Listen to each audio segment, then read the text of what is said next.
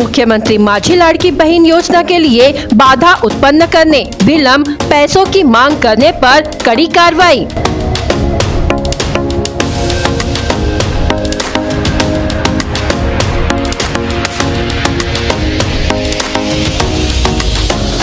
मुख्यमंत्री एकनाथ शिंदे के निर्देश।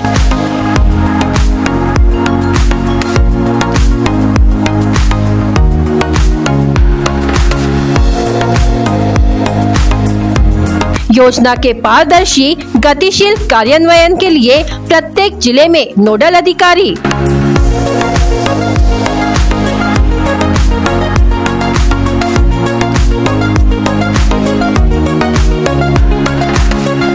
मुख्यमंत्री माझी लाड़की बहन योजना के लिए आवश्यक प्रमाण पत्र देना, फॉर्म भरना समेत इस संपूर्ण प्रक्रिया में महिलाओं को रोकने, प्रक्रिया में विलंब करने तथा योजना के लाभ के लिए महिलाओं की ओर से पैसे की मांग करने पर या ऐसे करते हुए निर्देशन में आने पर ऐसे अधिकारी कर्मचारियों पर कड़ी कार्रवाई किए जाने के सख्त निर्देश मुख्यमंत्री एकनाथ शिंदे ने दिए हैं। इसके साथ ही यह संपूर्ण प्रक्रिया पारदर्शी और तेजी से हो सकेंगी। इसके लिए जिलाधिकारियों ने इस ओर ध्यान रखने और इस योजना का संनियंत्रण करने के लिए प्रत्येक जिले में नोडल अधिकारियों की नियुक्ति करने के निर्देश भी मुख्यमंत्री शिंदे ने संबंधितों को दिए हैं। मुख्यमंत्री ने बताया कि योजना के संदर्भ में कागजात उपलब्ध कराना, फॉर्म भरना आदि प्रलोभन देकर निर्माण होने वाले दलालों को भी बिल्कुल भी बर्दाश्त नहीं किया जाएगा। अगर किसी कार्यालय में इस तरह का प्रकार निर्देशन में आया तब संबंधित कार्यालय प्रमुख पर और दलालों पर कड़ी कार्रवाई की जाएगी। योजना में नाम दर्ज करना,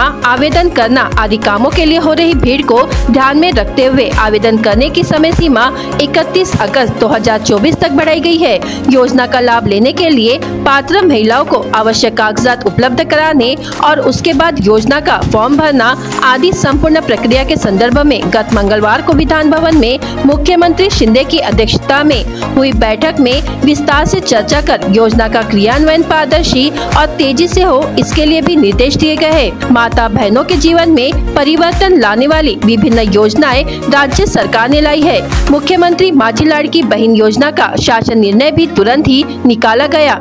इस योजना के पात्र महिलाओं को प्रति महीना 1,500 रूपए यानी सालाना 18,000 रूपए राज्य सरकार की ओर से मिलेंगे। इसके लिए 46,000 करोड़ रुपए का प्रावधान किया गया है। यह योजना यानी माता बहनों को मायके की सौगात है। पंजीकरण के लिए लाइन लगाने की जरूरत ना पड़े, इस दृष्टि से निश्चित नियोजन करे। लाड़की बहन को किसी भी कारण से ना रोका जाए, इस ओर ध्यान रखने के सख्त निर्देश भी मुख्यमंत्री शिंदे ने संबंधित अधिकारियों को दिए हैं। मी एकच सांगतो, मी जाहीरपणे सर्व कलेक्टर आणि विभागीय आयुक्त यांना कालच सूचना दिलेल्या आहेत की आपल्या जिल्ह्यातल्या तहसीलदार असतील, प्रांत असतील, तलाठी असतील, कर्मचारी असतील, बीडीओ असतील, सीओ असतील, या सगळ्यांनी मिळून ही जी योजना आहे मुख्यमंत्री माझी लाडकी बहीण, ही योजना जी आम्ही जिव्हाळ्याने सुरू केलेली आहे, महिलांची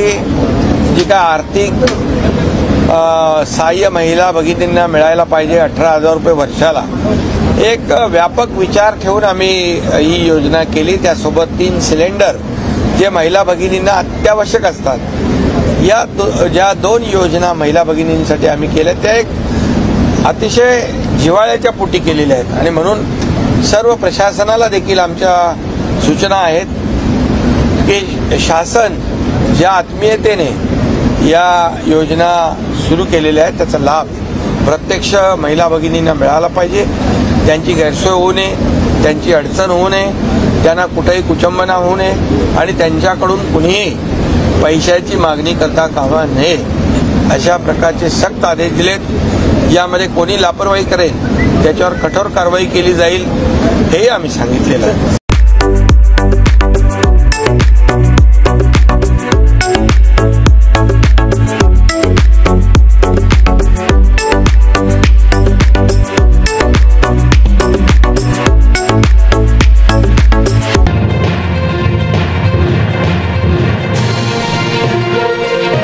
भंडारा भंडारा तालुका के मुजबी से भीलेवाड़ा तक राष्ट्रीय राजमार्ग का निर्माण कार्य चल रहा है और इसका कॉन्ट्रैक्ट श्री स्वामी समर्थ कंपनी को दिया गया है। हालांकि सड़क निर्माण के दौरान कंपनी के भारी वाहनों के आवागमन से गिरोला काधा से सालेबर्डी सिरस घाट तक सड़क पूरी तरह से खराब हो चुकी है और इस सड़क की मरम्मत के लिए समर्थ कंपनी को कई बार ज्ञापन दिया जा चुका है, लेकिन इसे पूरी तरह नजरअंदाज कर दिया गया।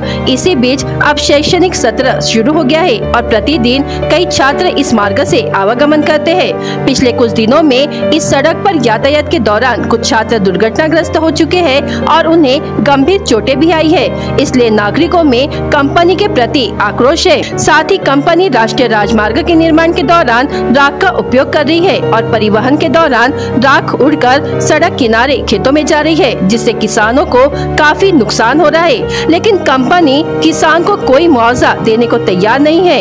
इन सब मुद्दों को लेकर आज ग्रामीणों ने सड़क पर रास्ता रोको विरोध प्रदर्शन किया। इस समय कंपनी प्रशासन धरना स्थल पर पहुंचा और अगले 10 दिनों में सड़क की मरम्मत करने का वादा किया, इसलिए विरोध वापस ले लिया गया।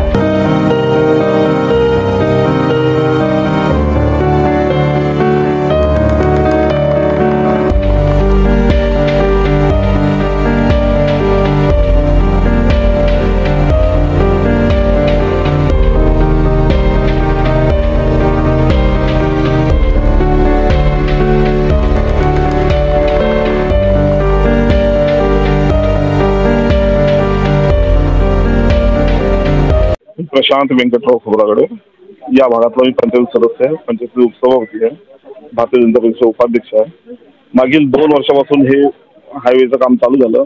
आमच्या भागात जिथे बस येत नाही तिथे एवढा मोठा हायवे जाऊन आम्ही सगळे आनंदित होतो आणि प्रत्येक वेळोवेळी यांना आम्ही सहकार्य करत होतो। यांच्या म्हणणं आम्ही विश्वास ठेवत होतो। पण आज अशी परिस्थिती झाली की शाळेतल्या मुलांना जायला रस्ते राहिले नाही। तिथे शेतकऱ्यांच्या शेतीत जे यांचा कच्चा माल पडला त्यामुळे शेती होणं कठीण झालं। ह्या संबंधाने आम्ही आतापर्यंत 8 ते 9-10 वेळा आम्ही यांना निवेदन दिलं। यांनी प्रत्येक वेळेस आमची बोलवण केली। आम्ही 10 दिवस करतो, 5 दिवस असं आम्हाला नेहमी टाळलं। त्याच्यामुळे शेवटी आम्हाला आज निवेदन घेऊन यांच्यासमोर सगळे गावकरी प्रमुख लोक, आसपासगावचे सरपंच लोक इथे यावं लागलं। स्वतः अशी भावना सुद्धा याविषयी बोलले, यांच्याशी बोलले। तर विषय असा आहे की बाबा तुम्ही जर असं त्रास देत राहील तर शेतकऱ्यांचे शेवटी मग एकदा बांधकाम झालं हे निघून जातील। त्यापूर्वी हे सगळे रस्त्याचे कुठले पूर्ण डांबरीकरणाचे रस्ते होते, पंतप्रधान सडक योजना होत्या, मुख्यमंत्री सडक योजना होत्या, त्या चांगल्या नवीन बनल्या होत्या। त्याच्यानंतर यांचा प्लांट आला, त्या प्लांटमुळे एक उद्योग करायला चालले, यांचा हा व्यवसाय आहे।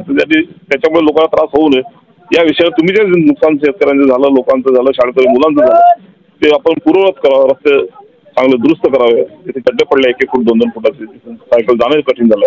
अशा ठिकाणी आपण ते मरामत करून ते व्यवस्थित शाळेच्या मुलांचा त्रास होणार नाही, शेतकऱ्यांना त्रास होणार नाही। शेतामध्ये यांची गाड साचली आहे। यांनी जो मलमा वगैरे नेला ते पूर्ण गाडीमुळे मागच्या 20 ते 22 एकर शेतकऱ्यांना आपल्या पिकापासून वंचित राहिलं, शेती करू शकली नाही। यावेळेस त्यांना कमीत कमी त्यांचा मोबदला दिला पाहिजे। यावेळेस जर असं झालं तुम्ही जर क्लिअर केले नाही, रस्ते गाड उचलली नाही, अजूनही त्या 20-25 एकरातील शेतकऱ्यांना शेती करता येणार नाही। त्याच्यामुळे त्यांचं आर्थिक नुकसान होईल।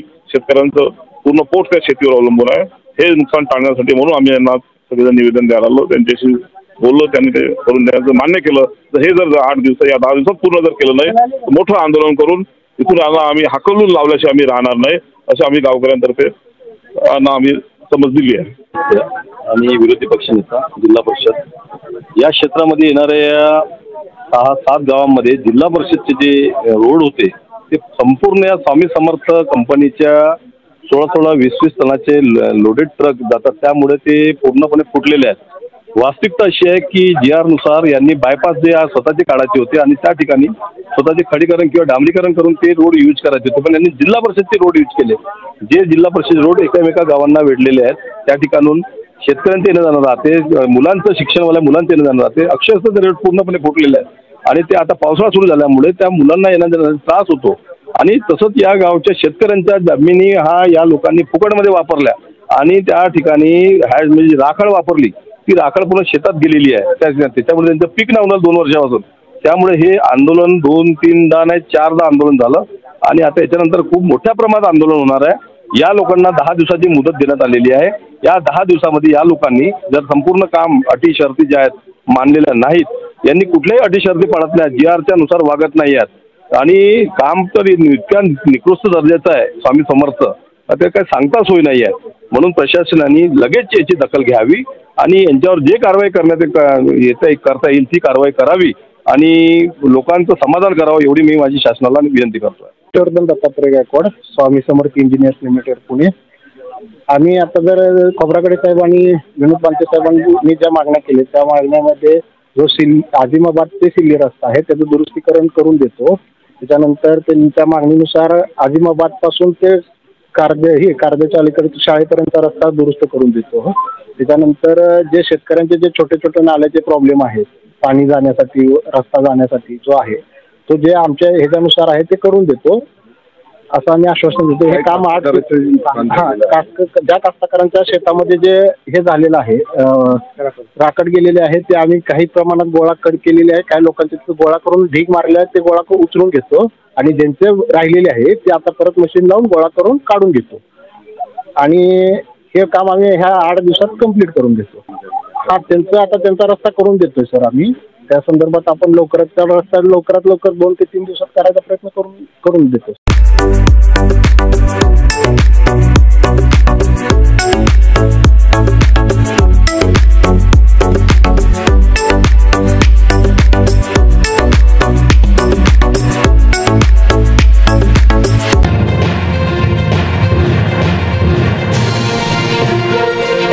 गोंदिया जिले के देवरी तालुका अंतर्गत मसूलकसा घाट पर एक दुर्घटना में एक पुलिस कांस्टेबल की मौत हो गई और 2 पुलिस कांस्टेबल घायल हो गए।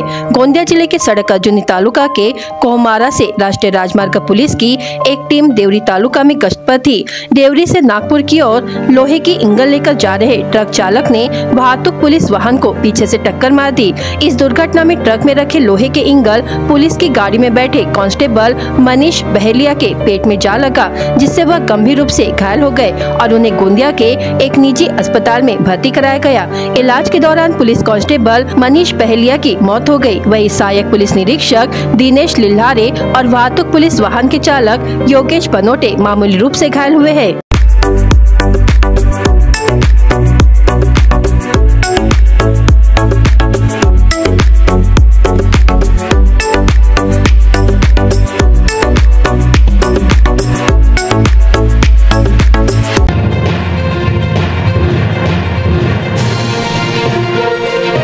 भंडारा जिले से धान घोटाले का दौर खत्म होने के बजाय बढ़ता ही जा रहा है। 2021 से 2023 तक के पिछले 2 साल में 40.39 करोड़ रुपए के धान घोटाले उजागर हुए हैं। इस मामले में 11 संस्थाओं के पदाधिकारियों के खिलाफ अपराध दर्ज किया गया है।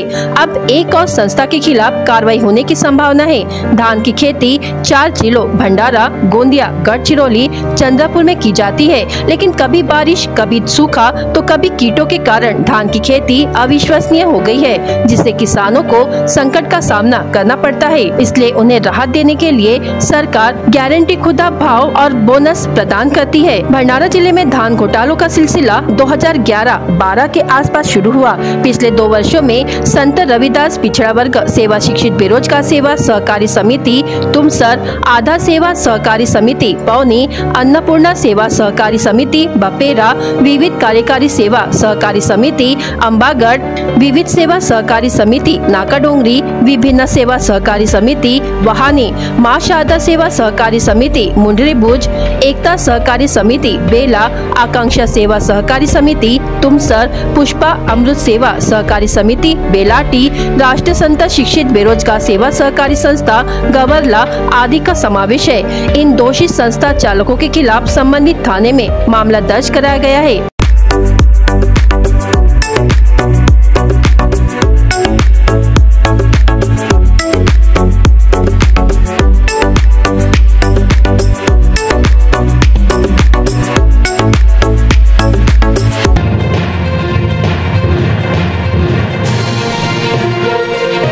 मुख्यमंत्र्यांनी नुकतीच लाडली बहीण योजना सुरू केली आणि बहिणी या योजनेच्या फॉर्म भरण्यासाठी कागदपत्रे जुळविण्यासाठी तहसील कार्यालयात जाऊ लागलेली आहेत, तर कुणी जन्म दाखल्यासाठी माहेरी निघाले आहेत। अशातच एका लाडक्या बहिणीचा भाऊ आपल्या बायकोला अर्जुनी मोरगाव तालुक्यातील कार्यालयात घेऊन आला असता त्याच्या पत्नीने या योजनेचा एक कागद घरी विसरल्याने तो घाईघाईत एकटाच स्वगावी कागद आणायला निघाला असता त्याला रस्त्यावर एका ट्रकने धडक दिली। तो गंभीर जखमी झाला असून त्याला रुग्णालयात नेले असता डॉक्टरांनी डॉक्टरांनी त्याला मृत घोषित केले। एका लाडक्या बहिणीने आपल्या भावाला गमावलेला आहे। त्यामुळे तुम्ही देखील कागदांची जुळवाजुळव करण्यासाठी कार्यालयात जात असाल तर वाहने हळू चालवा आणि वाहतूक नियमाचे पालन करा। लाडली बहीण योजनेचा फॉर्म आता पुढे तुम्ही 31 ऑगस्ट 2024 पर्यंत भरू शकता। त्यामुळे घाई करू नका, कारण तुम्ही 31 ऑगस्ट आधी फॉर्म भरले तरी तुम्हाला 1 जुलै पासूनच या योजनेचा लाभ मिळणार आहे। त्यामुळे धावपळ करून जाऊन स्वतःची जीवितहानी तर होणार नाही ना, याची काळजी घ्या। अशीच एक घटना सध्या अर्जुनी मोरगाव तालुक्यात उघडकीस आली असून यात 42 वर्षीय शिवलाल लांडे यांचा मृत्यू झालेला आहे। अर्जुनी मोरगाव पोलिसांनी ट्रक चालकाला अटक केली आहे।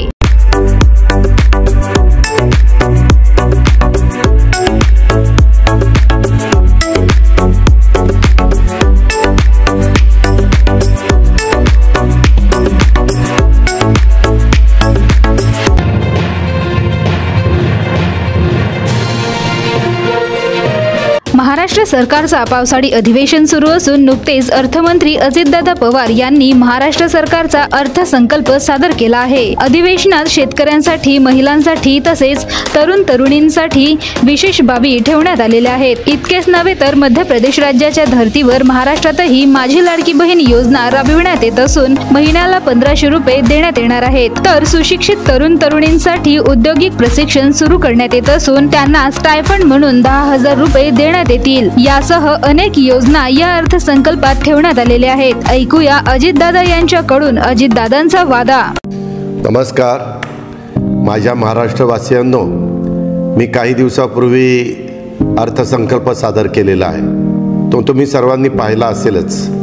राज्याच्या अशा प्रकारच्या ऐतिहासिक अर्थसंकल्प सादर करण्याचं भाग्य मला लाभले, याचा मला सार्थ अभिमान आहे। या अर्थसंकल्पात माझी लाडकी बहीण या योजनेची घोषणा करण्यात आली आहे। या योजनेच्या माध्यमातून राज्यातील 21 ते 60 वयोगटातील प्रत्येक पात्र महिलेच्या बँक खात्यात दरमहा 1,500 रुपये जमा केले जाणार आहेत। या योजनेवर राज्य सरकार प्रतिवर्षी 46,000 कोटी रुपये खर्च करणार आहे। आजवर आपण पाहत आलोय की प्रत्येक कुटुंबातील आई स्वतःवरील खर्च शक्य तितकी काटकसर करते, पण आपल्या मुलाबाळांना काही एक कमी पडणार नाही याची काळजी ती घेते।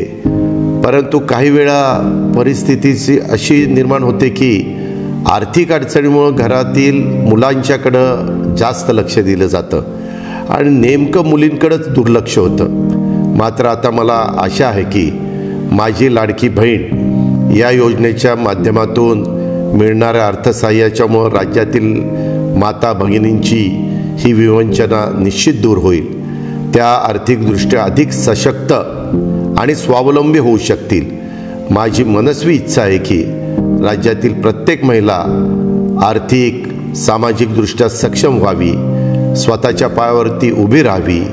कुठल्याही महिलेला असं वाटू नये की आपण दैनंदिन गरजांच्यासाठी वडील, भाऊ किंवा नवऱ्यावर अवलंबून आहोत।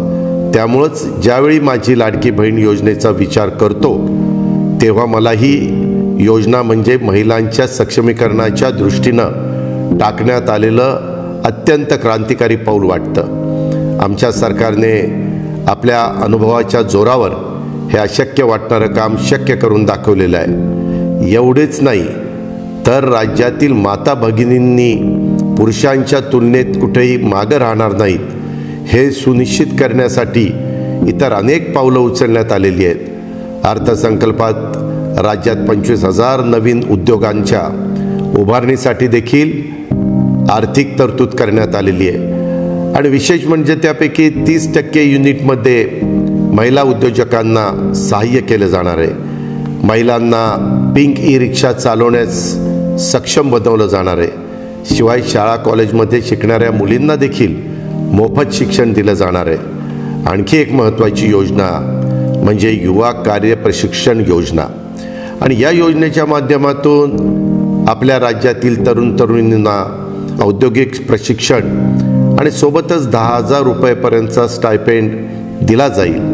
महिला, तरुण तरुणींच्या सक्षमीकरणाच्या बरोबरीनं राज्याच्या आध्यात्मिक सांस्कृतिक परंपरा जपण्याचा आणि पुढे नेण्याचा शासनाचा प्रयत्न आहे। त्यासाठी आपल्या वारकरी बांधवांच्यासाठी मुख्यमंत्री वारकरी संप्रदाय महामंडळ स्थापन करण्यात येणार आहे। पंढरपूर वारीला जागतिक नामांकन मिळावं यासाठी देखील युनेस्कोकडे प्रस्ताव पाठवणे, वारीतल्या मुख्य पालख्यातील दिंड्यांना प्रतिदिंडी 20,000 रुपये देणं, असे अनेक महत्त्वाचे निर्णय आम्ही घेतलेले आहेत। राज्यातल्या वारकरी बांधवांच्या पाठीशी भक्कमपणे उभं राहणं आणि वारकरी संप्रदायाची परंपरा पुढच्या पिढीपर्यंत समर्थपणे नेणं यासाठी मी आणि आमचं राज्य शासन बांधील आहे।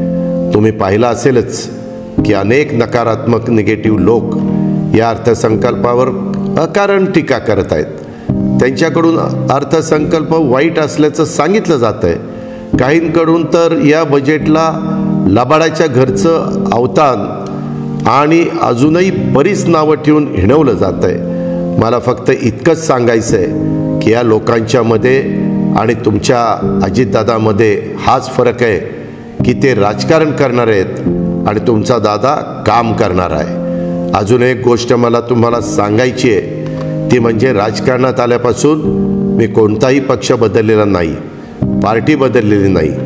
अगदी पहिल्या दिवसापासून राज्याची जनता हाच माझा पक्ष राहिलेला आहे। मी पूर्वी जनतेचाच होतो, आजही जनतेचाच आहे।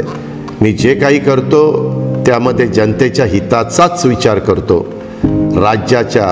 राज्यातील जनतेच्या विकासाच्या चाकाला अधिक गती कशी देता येईल याचाच विचार माझ्या डोक्यात कायम सुरू असतो। राज्यातील जनतेच्या सर्वांगीण विकासाचं उद्दिष्ट समोर ठेवून त्याच विचारातून हा अर्थसंकल्प बनवण्यात आलेला आहे। त्यामुळे जे लोक बजेटच्या नावाने नाकं मुरडत आहेत त्यांचे चेहरे आजच नीट बघून घ्या आणि नेहमीसाठी लक्षात ठेवा, ही तीच लोक आहेत ज्यांना विकासाची गंगा तुमच्या घरादारापर्यंत येऊ द्यायची नाही। हीच ती लोक आहेत ज्यांना सरकारी योजनांच्या लाभापासून तुम्हाला दूर ठेवायचं आहे। मी अर्थसंकल्पात राज्यातील गोरगरीब कुटुंबांना वर्षभरात 3 गॅस सिलेंडर मोफत देण्याची घोषणा केली आहे। त्या बदल्यात मला शिव्या शाप मिळत आहेत। माझा दोष फक्त इतकाच की मी शेतकऱ्यांची दुःख आणि वेदना समजून घेतल्या आणि सरकारी योजनांच्या माध्यमातून त्यांच्या दुःखावर फुंकर घालण्याचा प्रयत्न केला। अर्थसंकल्पात आम्ही 44 लाख शेतकऱ्यांचं वीज बिल माफ केलंय। हे सहन होत नाही म्हणून विरोधकांनी मला शिव्या द्यायचं ठरवलेलं दिसतंय। आम्ही कांदा उत्पादक शेतकऱ्यांना गेल्या वर्षी 350 रुपये प्रति क्विंटल अनुदान दिलं, तर त्यांचा विरोध का? यावरूनच कोण महाराष्ट्रातील शेतकऱ्यांचा विचार करतंय आणि कोण शेतकरी विरोधी आहे हे आपल्या लक्षात आलं असेलच। काही जण अर्थसंकल्पात शेतकऱ्यांच्यासाठी पुरेशा रकमेची तरतूद नसल्याची तक्रार करतायत। मी जेव्हा अर्थसंकल्प सादर करत होतो त्यावेळेस बहुतेक ही लोक झोपलेले असावेत। आम्ही दूध उत्पादकांच्यासाठी प्रति लिटर 5 रुपये अनुदान जाहीर केलं आणि या लोकांना त्यांची खबरबात देखील नाही। आम्ही कापूस आणि सोयाबीन उत्पादक शेतकऱ्यांच्यासाठी हेक्टरी 5,000 रुपये बोनस जाहीर केला। धान उत्पादक शेतकऱ्यांच्यासाठी हेक्टरी 20,000 रुपयाचा बोनस त्या ठिकाणी दिला जातोय। इतकं सगळं करून देखील हे लोक आम्ही काहीच केलं नसल्याची बोंबा मारतायत। त्यात तथ्य नाही। अर्थसंकल्प ग्रामीण भागावर विशेष लक्ष देणारा आहे, पण माझ्या विरोधकांना त्यांचं काय राज्याच्या विकासाशी ह्यांचं काही धेणं घेणं नाही आहे। त्यांना फक्त राजकारण करायचं आहे। गावगाड्यातील रस्त्यांच्या बांधकामासाठी दुरुस्तीसाठी आम्ही 7,600 कोटी रुपयांचा निधी दिला, पण त्यांच्या पोटात दुखायला लागले। गावखेड्यातला माणूस लवकर शहरातनं पोचून तिथलं काम आटपून रात्री जेवणासाठी घरी परत यावा याची व्यवस्था आम्ही करतोय आणि विरोधकांच्या पोटात गळा यायला लागल्यात। येणाऱ्या विधानसभा निवडणुकीसाठी आमचा एकच मुद्दा आहे, तो म्हणजे विकास। विरोधकांच्याकडून तुम्हाला वेगवेगळ्या पद्धतीनं फूस लावण्याचा प्रयत्न केला जाईल, पण तुम्ही मात्र अशा प्रकारच्या घाणेरड्या राजकारणाला अडकू नका। तुम्ही फक्त याकडं लक्ष असू द्या की तुमच्या दारामध्ये विकासाची गंगा कोण घेऊन आलंय, विकासाच्या मुद्द्यावर कोण बोलतंय आणि तुमची कामं कोण करतंय, कुणाचा ट्रॅक रेकॉर्ड आहे काम करण्याचा, काम करून घेण्याचा आणि काम करून दाखवण्याचा, हे लक्षात घ्या. केवळ भाषणबाजी करणाऱ्या नेत्यांपासून जरा जपूनच आणि दूर राहा. जे नेते काम करत आहेत त्यांच्या पाठीशी उभे राहा, त्यांनाच मतदान करा. तुम्हाला आठवत असेल की 2014 साली मी शेतकऱ्यांच्यासाठी कृषी संजीवनी योजना सुरू केली होती. त्यामुळे शेतकऱ्यांचं वीज बिल कमी झालं. सोलापूर पाटबंधारे प्रकल्प, Pune Pimpri Chinchwad metro, Kharadi IT park, Baramati hi tech textile park, Kolhapur औद्योगिक क्षेत्र असेल प्रकल्प आणि पुणे पिंपरी चिंचवड बारामती अशा प्रकारच्या अनेक कितीतरी शहरांचा कायापालट कोणी केला हे तुम्हाला माहितीच आहे. अशी एक ना अनेक नावं घेता येतील. कामांची यादी खूप मोठी आहे. ज्यांना आठवत नसेल त्यांनी माहिती घ्यावी की या सर्व विकास कार्याची सुरुवात कोणी केली. या सगळ्यांमध्ये तुम्हाला तुमचा दादाचा वादा बघायला मिळेल याची मला खात्री आहे. राजकारणात आलं म्हणजे विरोध तर होणारच. जो जास्त काम करतो त्याला तर थोडा जास्तच विरोध होतो आणि सहन पण करायला लागतो. म्हणूनच माझ्यावर मधल्या काळामध्ये भ्रष्टाचाराचे खोटे नाटे आरोप केले गेले. माझ्यावरील भ्रष्टाचाराचा एकही आरोप आजपर्यंत सिद्ध झालेला नाही, ना भविष्यात होईल. पण विकासाचं मॉडेल म्हणजेच सर्वसामान्यांच्या प्रमाणे सरकारी योजनांचा लाभ आणि जनतेला दिलेलं बळ सगळ्यांना दिसतंय. या पुढच्या काळात देखील हे असंच दिसत राहील. या विकासाच्या मॉडेलची जी पायाभरणी आम्ही करतोय त्यावर विकसित महाराष्ट्राच्या उभारणीचं स्वप्न साकार होईल.